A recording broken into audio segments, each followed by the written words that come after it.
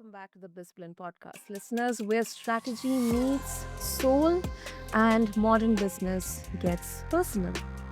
I'm your host, Sana, and today we are diving into a hot button topic: leadership and management.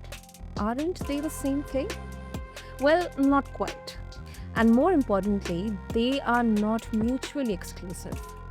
And listeners, joining us is Greg Kaiser. He's the founder of Management Mastery, a mentor to over 1,000 managers, and someone who climbed from the mailroom to the C suite, literally. Now, Greg brings 4 decades of hands on experience, hard won lessons, and global perspective on what it really takes to lead people and also manage performance. Now, from imposter syndrome to billion-dollar restructuring, Greg's journey isn't just impressive, it is instructive. So, let's break down the barriers between leadership and management and learn how the two together can transform culture and outcomes. So, with that, Greg, welcome to the show, and I'm really honored to have you here with us. Well, thank you so much, Sana, for that really nice introduction. I appreciate that, Yeah, and thank you. great to be joining you. So let's get started. Absolutely, absolutely. And thank you for the kind words. And Greg, to begin with, you have said that management is a craft, which I also agree, one that starts with the ABCs. So let's first try to identify the gray areas in there. What do you see most managers skipping or undervaluing in their early development? That comes back to bite them later. Yeah, so thank you for teeing that question up that way. If you look at employee surveys, companies go out and they talk to their employees and say, "What are the things that you're satisfied with, dissatisfied with?" Every year, year after year after year, going back, I forget how many years, many communications from managers is always at the top of the list. People are saying, "Hey, my manager, like, they don't communicate clearly, they don't communicate frequently enough." So we had this crazy idea at Management Mastery that if you center management activities around communication, all the different components of management start working better. Okay. So it's a bit of a different approach. We also have the not quite crazy idea, but kind of that managers, and you talk to lots of people on your podcast, right? Managers are not particularly well trained to be a manager. They're trained in whatever their technical area of expertise is, but then they put them into this management role, and the expectations are very different, but they don't train them how to be a manager. Yeah, so when I was wrote a book a couple years ago, so I went out and interviewed a bunch of people, and Mm. I said, "Okay, when you became a manager, you're manager, you're executive now. How were you trained?" "Oh, it was trial and error. I just had to figure it out." I'm like, "Well, they don't do that to coders. They don't do that to mechanical engineers. They train them how to do the thing that they do." But Mhm. companies routinely will do this to managers. They're like, "Okay, you're the most productive salesperson we have. Therefore, we're going to make you a sales manager." Well, being a sales manager is really different than being a salesperson. So it's just, have you seen this? You do talk to lots of people. Have you seen examples of this? I mean, personally, I've seen examples. And um, that's where the difference, lies. A particular, let's say, as an employee, I am an excellent individual performer. Yep. I am a performer. But then when it comes to people management, I may not be the best, and someone who is, let's say, an average or somewhere in the middle as an individual performer may be a much better people manager than me or than that star performer. I've personally observed this. In cricket, so in India, we we all worship cricket. Um, star batsman. Uh, sometimes we have seen this. A star batsman is not a good captain, but then a good captain, maybe they may perform on certain days, but on certain days they may be completely, out on duck. So that's kind of the observations I've personally made. And I completely agree with you. Well, so the way you teed that up is interesting. So I like to make graphics of things. Uh-huh. So we'll have to visualize this, but I'll explain it in hopefully a way that it's easy to understand. Mhm. As you think about the progression from an individual contributor up through the management ranks, think of it as a four-layered cake, right? Okay. The bottom layer is the person's an individual contributor. They get Mhm. their first promotion, they become a manager, usually of things. You're a customer service manager or you're a manager of a small work group. Then they get their next promotion, then they become a manager of a function. You're now the manager of the human resources department or the engineering area or sales, marketing. And finally, the top of this four-layer cake is you're a manager of an enterprise, at which point they typically don't call them managers anymore. They're executives or C suite people. But it's been helpful to take people through this because the skills at each one of those levels are very different. And the hardest transition to make is going from an individual contributor to that first level manager. It's just a very hard transition. Once you get to that level and you learn the ropes of management, whether by trial and error, or maybe you're lucky enough to get a mentor, then you just scale that skill set to, okay, now I need to manage an entire function, which means I'm a manager of managers. And then you get to the very top level where you're an executive. Then you are the manager of all the different functions in the organization, as well as managing the next level of executives. And if you can take people through that and say, okay, and people usually start nodding their head and say, oh, yeah, I've seen that. I've seen that. It's calling out the different skill sets that are required at each of those levels that really shines light on, geez, we could probably do a better job of training our managers. I forget where I Mhm. saw the study, on it was 83% of managers said they did not, negative, get any training when they were promoted into a manager role. Wow, that's staggering. In organizations, they don't do that in other roles. I mean, they don't send the door-to-door salesman out without sending them to some sort of training class. Yeah. But they take somebody who's then responsible for getting other people to execute, and they don't train them. It's just this is why I started doing what I'm doing. Mhm. Um, I like teaching, I like coaching people, and over the years, I had developed this tool set, and people would call me all the time and say, "Hey, can you send me this thing? You remember you talked about this at this conference? Can you send that to me?" This and that. I'm like, "Sure, I can do that." And oh, by the way, I could probably also do this as a business because Hmm. people are interested in improving their skills. And beyond improving their skills, the thing they're really, really interested in is getting better results. I agree.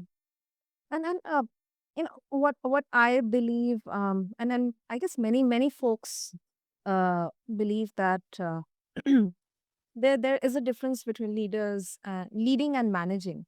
Correct. Um, I mean, I also believe that leaders, they inspire, they not only manage people, but they also mentor, guide in so many ways. And managers are just there to execute. What's wrong with that split, Greg? And how does it oversimplify the role of a great manager? And son, I would say this is the most what you just described is the most common conception or perception of managers and leaders. People say, well, there's a manager in the left hand column, and then there's a leader in the right hand column, and I will list the attributes of both. I turned that on its head a little bit and said, no, if you make it a Venn diagram, you have two circles. You could put managers in the left hand circle and leaders in the right hand circle.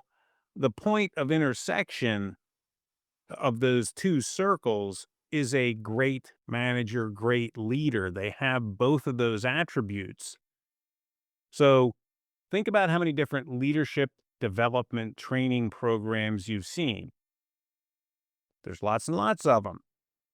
Well, there should be a blended management slash leadership development program because the skill sets aren't mutually exclusive.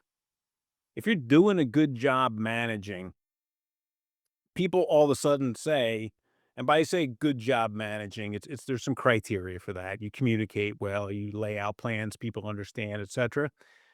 All of a sudden, people start to say, "Wow, you're a great leader." Because I was joking with somebody the other day, and I said, "Look, I never set out to become a great leader. I just wanted to be a really good manager." And magically, almost, people started saying, "Yeah, you're a great leader. We're going to put you in charge of bigger and bigger things." I'm like, "Well, that Okay. wasn't my goal, but okay." You know, and it's because I understood if you view these things not as you have to be in one column or the other column, you can do both, but you need to be trained on both. Hmm. So, uh, I mean, it's the combination, the blending of both the skills, inspiring and leading, and at the same time execution as well, because you have to get the work done. So it's just kind of the blend of both the skill sets. It's a blend of both skill sets, and the way that you move from ideas to action in the Mhm. business is through communication.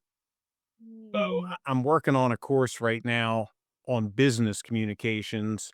I put that in a special class. It's different than regular communications. Talking to your brother or sister or mother or father, business communications are different.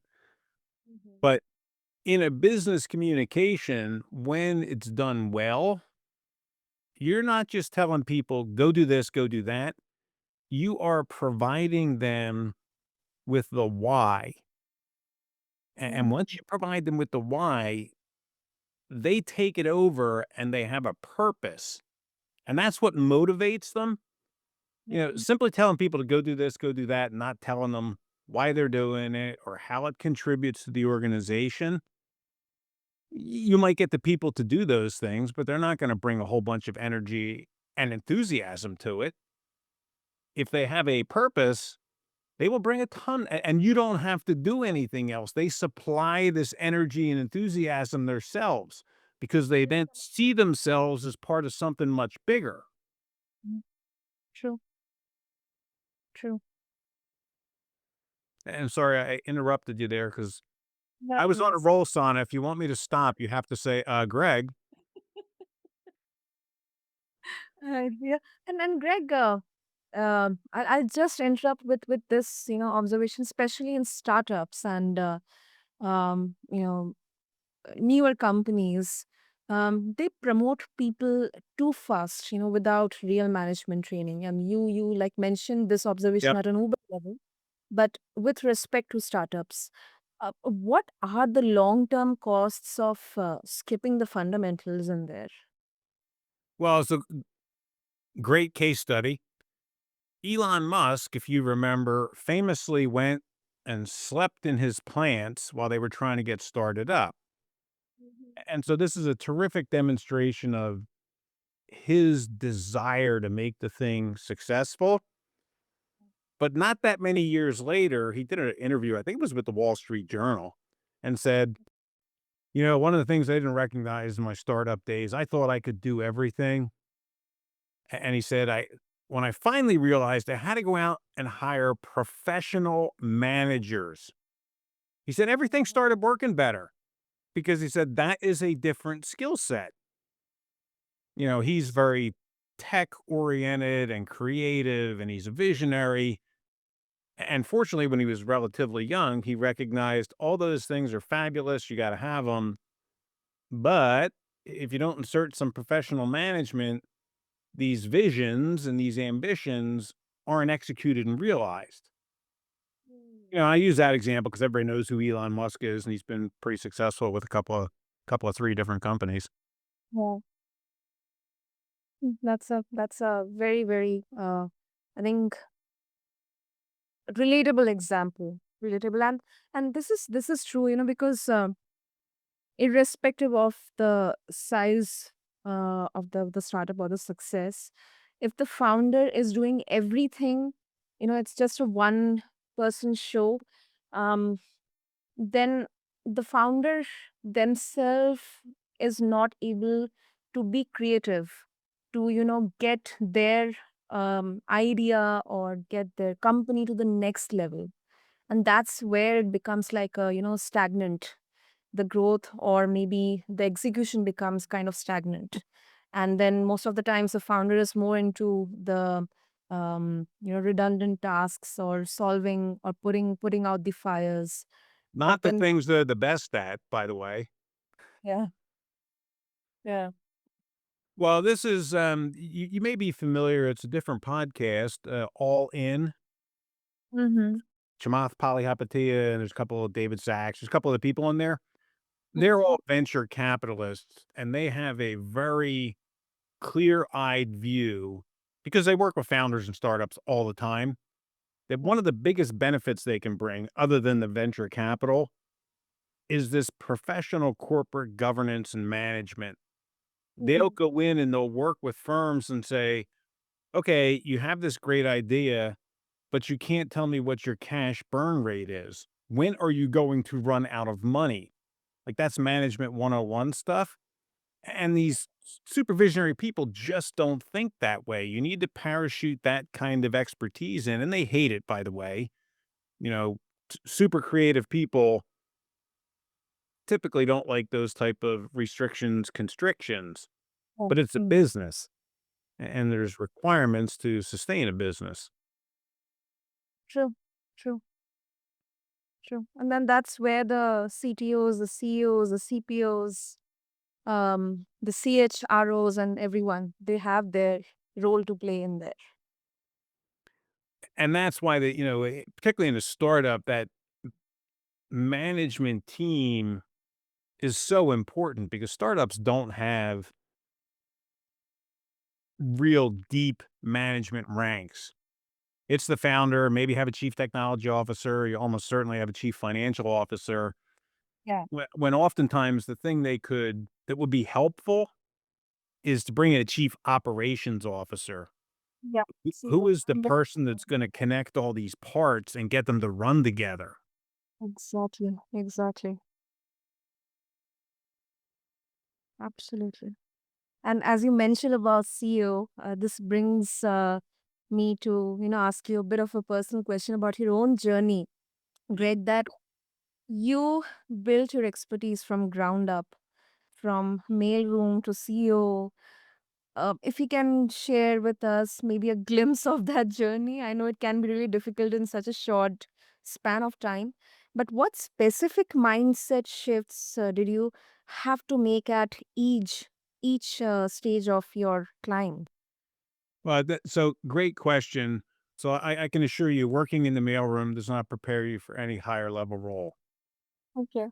It's pretty mindless work. But Mhm. I knew I wanted to be in management.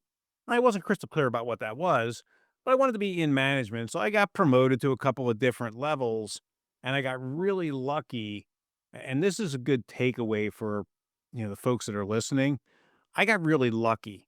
I can't describe it any other way. I had a good mentor when I was in, I don't know, second, third roll up getting promoted. Mhm. Guy would bring me into his office every week, sit me down and say, "Well, tell me what you're working on."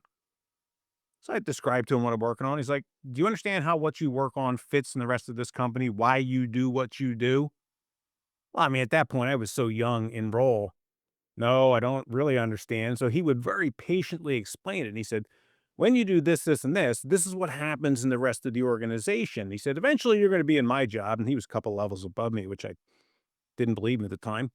And he said, you need to understand how all these things fit together. He said, because as you move up through the organization, you're going to need to fit all these things together. And he said, when you do it well, everything runs better. So, and I was very also fortunate. I guess it's a innate characteristic. I like to learn new things. So as I moved from level to level, I was continuous. I got my college degree going to night school. And then I got an MBA when I was in my late 40s. I like to learn new things. Okay. Okay. And, I got an MBA. This is people always find this interesting. Like, hey, you're 40 years old, you're pretty successful. Exactly. Uh-huh. Why do you need to go get an MBA? I'm like, well, I don't understand corporate finance well enough.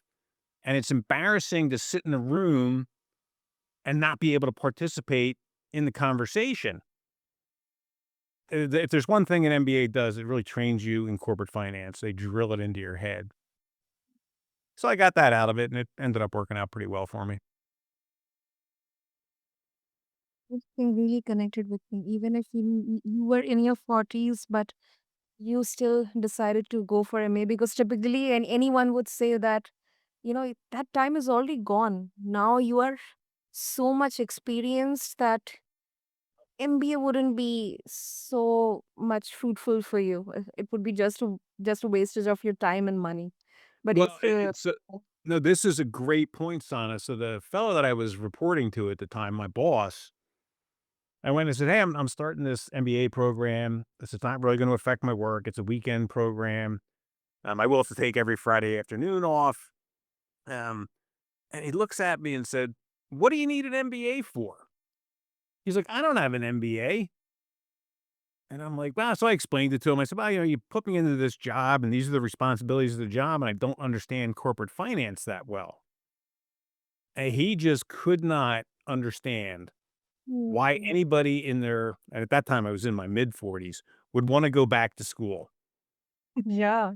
I'm like, "Nah, I just like it. I like learning new things." I mean, I'm 60 something years old now. We just started a new company last year. So we're learning how to use AI and we're learning how to do all these. Well, I'm being overly generous. My wife handles the marketing and the back office technical stuff very, very well. Um, which fortunately we complement that each other in that regard. I like creating content, and then my Mhm. wife does the probably harder work of taking that content and building it into something that can be delivered digitally as well as marketed digitally. Those are different skill sets. So you do have to understand, Yeah. hey, I know my limitations, and that is not something I'm good at, but I'm blessed. My wife's good at it. That's brilliant. That's brilliant. Wow. So a lot of creativity and and Greg, you have worked across 5 continents.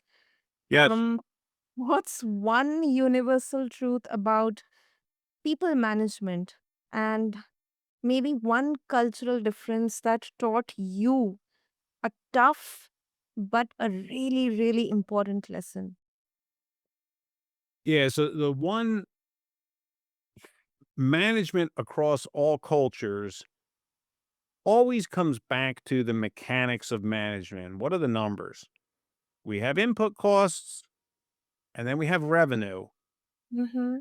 Revenue exceeds our input costs, we are profitable. You don't need to make it any more complicated than that. Now, to unpack it, you got to make it a, I was getting ready to swear, but I won't. You have to make it a heck of a lot more complicated than that.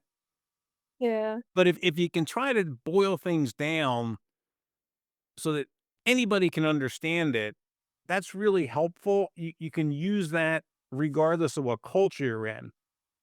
Mm. So, one of the difficult lessons that I learned, and this happened to be over in Asia, a Okay. little farther, what would that be? A little farther east than where you are. Okay. Um, sometimes you can't take what you hear at face value. This is Oh, why I love this. I loved working in India. I managed a couple plants there and spent a fair amount of time there. Super easy to work with the people in India. You know, they you can sit and talk to them. They'll talk with you. Not the same as you go farther east in Asia. The messages tend to be more veiled, symbolic, whatever word you want to use. And okay. I got lucky because I kept getting burnt. I'm like, wait a minute, we agreed on this. They said, no, we didn't agree on that. We talked about it, but we didn't agree on it. Okay. You know, grit teeth. And there was a marketing manager from Korea. She worked in our Seoul office, and she said, "Hey, you should get this book called The Asian Mind Game." Because I was telling her what I was experiencing. I'm like, "What am I missing here?" Like, I just like we're not on the same page. And she's like, "Get the book. It's called The Asian Mind Game." And I apologize, I can't remember who wrote it. And she's like, I've recommended this to tons of Westerners who now find themselves working in the Far East Asia, and it's really helpful. And so I've recommended that book to tons of people that, you know, find themselves job responsibilities or such. They end up getting parachuted into Far East Asia. It's a very, very helpful book that Asian mind it game. helps you cut through that symbolism and, you know, the not quite clear communication. Now, Hmm. it also requires a great deal of patience, which, you know, on some of my not so good days, I'm not real patient, but it taught me that too. Wow. That's quite interesting. I'm going to take this away. I'm definitely going to take this away. And it's really, really strange if rationally if we think anyone, let's say I'm going this for the first time, I would say, but why do I need to understand from a specific cultural point of view? Because, Oh, at the end of the day, I'm just managing people. So irrespective of the country they are in, the basics remain the same. I But can tell you a funny cultural story. okay, okay. So I managed plants all over the world, and Mm-hmm. in U.S. plants, depending on where you are in the plant, they play music. So Okay. I'm managing this plant down in Brazil, and I said to the plant manager, I said, "Hey, you know, we should start playing music out in the production line." He's like, "Oh, no, that's a really, really bad idea." I said, "No, we won't play it any place where it creates a safety issue, but people seem to like it." So he's, "Nah, that's a bad idea." I said, "Well, let's just try it." You know, so we get these speakers set up and we start playing music. Everybody stops working and starts dancing. I mean, everybody that could hear this music. So the plant manager is standing next to me. He's like, "I told you this would happen." I'm like, "Yeah, I didn't listen to you. My bad. I should have listened to you." Although the people loved it. They thought it was hilarious that, you know, unfortunately, we did have to stop doing it because you just could not get them to not move around when they were working. No, no, I understand. I understand. Wow. So communication, continuous learning, um, definitely, definitely. So you just cannot simply say that, oh, I'm already so much experienced, I've got my degrees and everything figured out. I don't need to learn. That Yeah, kind of that's a very dangerous mindset. uh, You know, so consider what's happening right now with artificial intelligence. And there's, you know, there's debate going on. What's it, you know, is it going to eventually pay out? Okay, that's a valid debate, but it's not going away. You know, I'd liken it to when spreadsheets first came out. Everybody stopped doing general ledger journal accounting, and they shifted all of those functions into spreadsheets, which eventually became much more sophisticated. And you end up with things like Oracle and SAP. But Mhm. It's gonna be the same way with AI. Yeah, they're in the startup phase, and it's kinda painful, and it's clunky, and it makes mistakes. It's gonna get better and better and better, so it will be helpful if you become knowledgeable about how it works and what the potential is for it. If you say, "Well, I don't need to know that because, I've already gotten this far in my career." Yeah, but what got you here isn't gonna keep you here. You gotta Okay. keep learning these new things because you're gonna try to do business with people, and you're not gonna understand what they're talking about. Well, we've got these generative AI bots, and they're doing this, this, and this, and if you haven't spent the time to learn about that, the conversation's done, or at least your part of the conversation's done. Yeah. True. Wonderful, wonderful, Greg. So talking about your book before we wrap up, Sure. your you're promoted. Now what? Yeah. It's a book for new managers. Quite a catchy title. Well, my wife came up with that catchy title, by the way. Has the She's creative. cheese creator. Absolutely. So, uh, what about the experienced ones, stuck in kind of survival mode, especially the mid-level managers? How can they rediscover mastery and momentum? Any powerful small moves they can do? Well, because the example I like to give people, and I do need to come up with a cricket example. I use a golf example because people play golf all over the world. Tiger Woods is a really good golfer. He has a Mhm. coach. He has a bunch of coaches. He has a putting coach. He has a driving coach. He has a mid iron coach. Tiger Woods, the greatest golfer out there, one of them, arguably. He's got lots of coaches, and they're not teaching him new things. They're going back and they're saying, "Hey, you've drifted from the fundamentals in this area." So if you look at a mid-level manager who's struggling, chances are good that they've drifted from the fundamentals, or maybe they have an outage in one of those areas, that getting some additional education on that and saying, "Okay, here are the components of management, here's the mechanics, the techniques that you need to learn to do these," tends to be very helpful. That it comes back to the fundamentals of management. They change slowly, and typically it's additive. You add new things. So if you were a manager in the 1960s, Mhm. you probably didn't have to know that much about technology. If you're a manager in 2025, you better know a heck of a lot about technology and its applications. That and it's the same way with communication. How do you communicate with people?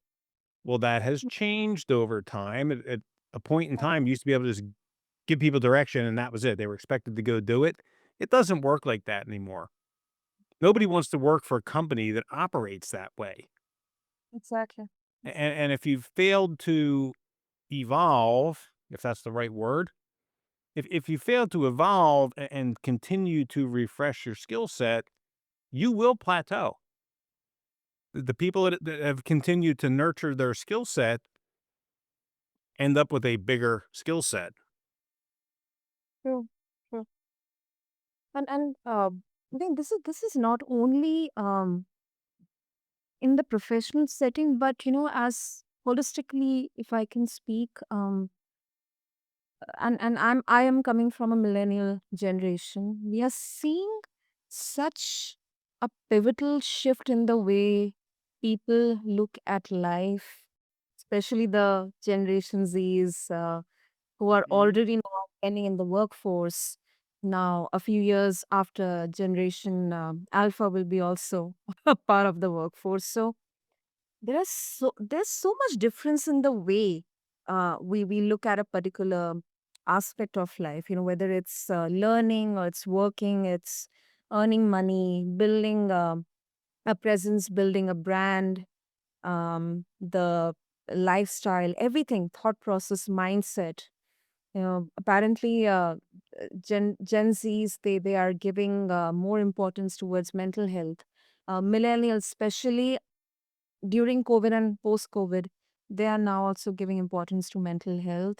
And now gradually, even the boomers and the baby boomers, they are now understanding that how important it is to evolve with the different times. It may not be favorable as per your principles, or the times that used to be there back in your era, but you have to keep on evolving, because hate it or love it, if you do not evolve, then you kind of will be outdated. That is Oh, true. you will become ineffective. Exactly. So roughly, because I worked in an organization, they brought me in, this was a consulting engagement, and they were struggling to, I'll summarize, get things done. So I went in, I sat down, I talked to all the managers, and they were all frustrated. They said, "Look, we tell these people what to do, and they just won't do it." I'm like, "All right, well, let me come and sit in some of your meetings." So they go in, they tell people what to do. Go do this, go do that. And I pulled them aside. I'm like, look, I said, I had your HR people create a histogram of who your employees are. They're mostly millennials with a couple of Gen Zs in there. You can't just tell them what to do. You have to tell them why they're doing it. Okay. And Yes. this was just such a shock for them. Like, what do you mean I have to tell them why? They just have to get it done. Like, no, no, they want to understand why. Like, this is not a bad thing. This is a good thing. They want to understand why. They want to feel like they're part of something big. So, we made a couple simple changes in how they communicated with people and explained the purpose for doing things. And a lot of their "I can't get people to do anything" problems went away. Most people knew not only what they were supposed to do, they were told, but why, how it helped them understand where they fit in the bigger picture. And people got more motivated. Like, oh, I'm part of this big organization. And when I do this seemingly small thing, it has this gigantic impact. Well, somebody has to be patient enough to sit down and think through that and explain it to them. And if you get frustrated and say they won't do what I tell them, it's not them, it's you. Like, look in the mirror, it's not them, it's you. Which people don't like to hear that message, by the way. I know. I know. I know. Wonderful. Wonderful, Greg. So, if our listeners would like to connect with you and get a hold of your book and your wonderful resources that you're sharing, what will be the best way? Sure, and thank you so much for asking. So, easiest way to get a hold of me is via LinkedIn. It's Greg Kaiser Sr., because Greg Kaiser Jr. is also out there. Um, and the book, Management Rescue, You're Promoted Now What, is available on Amazon, like most books. And then our company website is managementmastery.solutions. We had to wait till the .solutions domain became available. We thought it was clever because we provide solutions. Yep. Yep. But it's a weird website name. It's not, managementmastery.com. It's managementmastery.solutions. That's once again creative. It's creative. Wonderful. I'll make sure to have the link and all the details in the show notes. And I appreciate that. Thank you. this was such a great trailer to your master class, literally and figuratively, and definitely, it kind of challenged my perspective on leadership and management, because until now I always used to think that these two are absolutely different. Most Um, people do. yeah, and it definitely helped me understand, and I hope for all the listeners as well. So thank you so much. Well, thank you, Sana, and have a fabulous, if you're in India, it's really late, so have a fabulous night. Thank you, Greg, and to all the listeners. If you have ever wondered whether you are leading enough, managing too much, or just stuck in the fog of imposter syndrome, I hope today's episode definitely served your purpose. And leadership and management are definitely two sides of the same coin. When balanced, they don't just move projects, they move people. And to connect with Greg and check out his book, You Are Promoted. Now what? Refer to the show notes and also learn more about his company, Management Mastery. Until next time, keep blending strategy with soul. And this is your host, Sana, signing off from BizBlend.